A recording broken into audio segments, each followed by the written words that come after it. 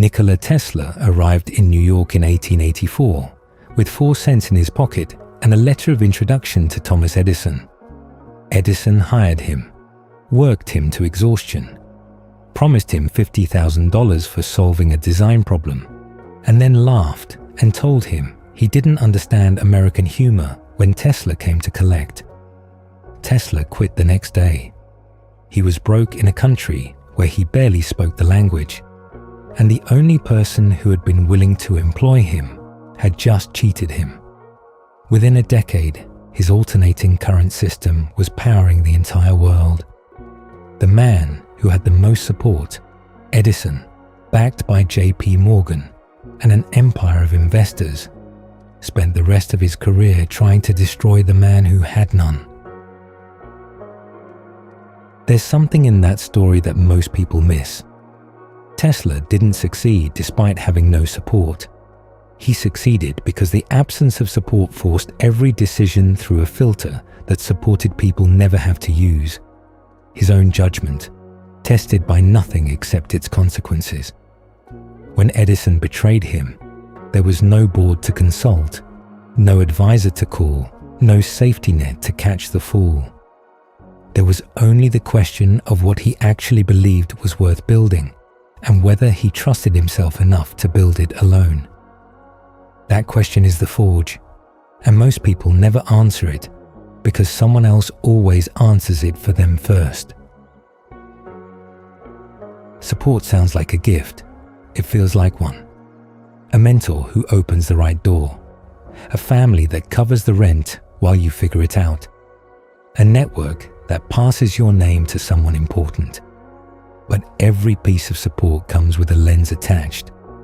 A way of seeing the world that belongs to the person giving the help, not the person receiving it. The mentor sees the path they walked and steers you toward a version of it. The investor sees the return and steers you toward the decision that protects their money. The family that loves you sees the risk and steers you away from the edge that would have changed everything. And over time, your decisions stop being yours. They become a composite, a little bit of your instinct diluted by a lot of other people's comfort zones. You're still moving, but you're moving through someone else's map. And the destination on someone else's map is never the one that was meant for you. The person with no support doesn't have that problem. Their map is blank, and a blank map is terrifying, but it's also the only kind that leads somewhere new. Every direction is chosen from the inside, because there's no outside voice available to choose for you. Every mistake is absorbed alone, which means every lesson hits without a buffer. The supported person fails and gets a conversation. Someone to help them process, reframe, recover. The unsupported person fails and gets silence.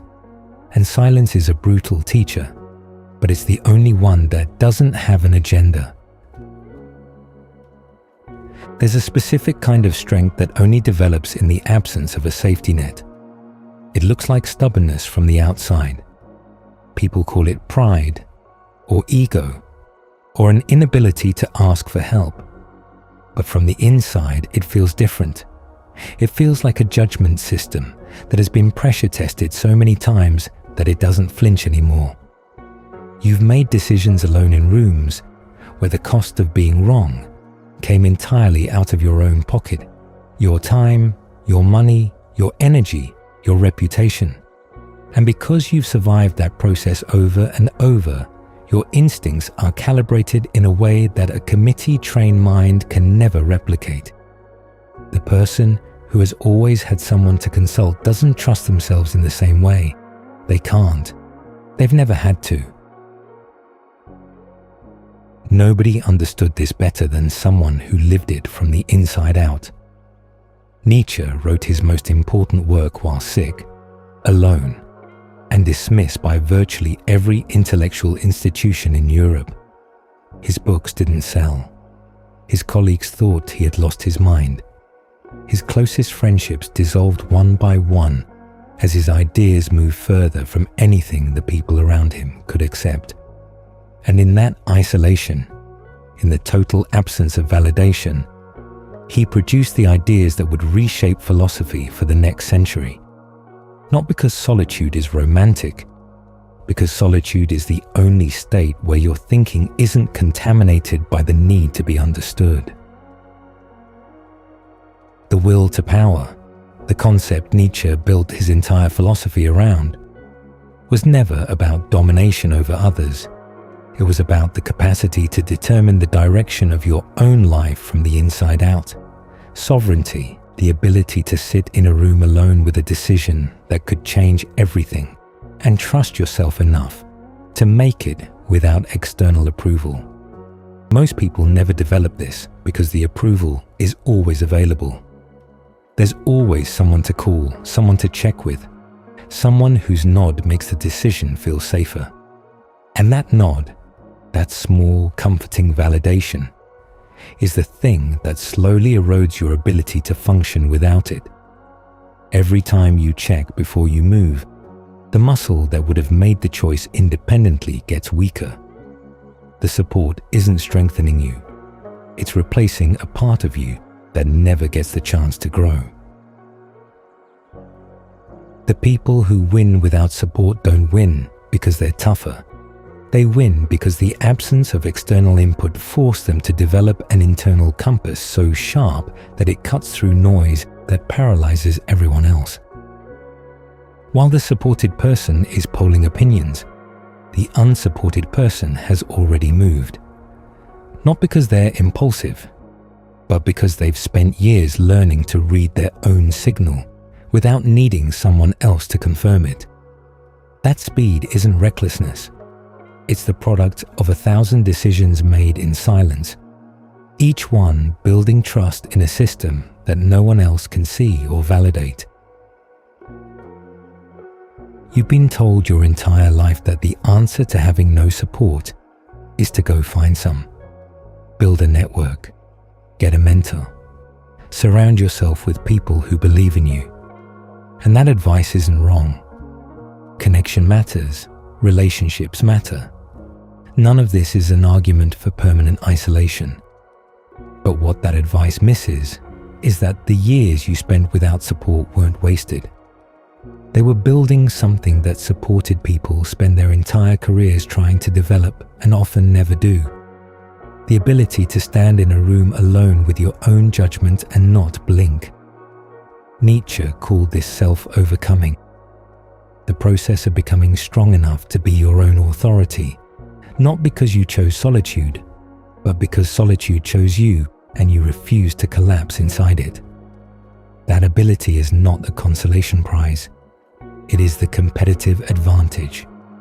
The network, the mentor, the funding, those are accelerants. But accelerants only matter if the engine underneath them is real. And your engine was built in the silence, by you, with your own hands, on nights when no one was watching and nothing was guaranteed. Edison had J.P. Morgan. He had an army of engineers, a brand that owned the word electricity in the public imagination, and more institutional support than any inventor in American history. Tesla had an idea and the nerve to trust it when the only person who had believed in him turned out to be a fraud. Edison's empire was built on consensus. Tesla's was built on conviction that had been forged in a room where consensus wasn't available. And when the two systems collided, conviction won. Not because it was louder, because it was structurally deeper. It had no cracks where other people's doubts could seep in.